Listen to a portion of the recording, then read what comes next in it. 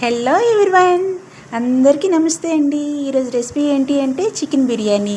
ఒక కళాయి తీసుకొని అందులో ఆయిల్ హీట్ ఎక్కిన తర్వాత గరం మసాలా దినుసులు, కాజు, ఆనియన్స్, పచ్చిమిర్చి, అల్లం వెల్లుల్లి పేస్టు అన్నీ వేసుకుని బాగా ఫ్రై చేసుకోవాలి. బాగా ఫ్రై అయిన తర్వాత అందులో ఉప్పు, కారం వేసుకొని ధనియా పౌడర్ కూడా వేసుకొని బాగా వేపుకోవాలి. వేపుకున్న తర్వాత అందులో చికెన్ ముక్కలు కూడా వేసుకొని మూత పెట్టుకోవాలి. మూత పెట్టుకున్న తర్వాత బాగా లిక్విడ్ లాగా వచ్చి బాగా ఉడికిన తర్వాత అందులో గరం మసాలా పౌడరు, తర్వాత బిర్యానీ మసాలా పౌడరు అన్నీ వేసుకొని బాగా మగ్గనివ్వాలి. మగ్గిన తర్వాత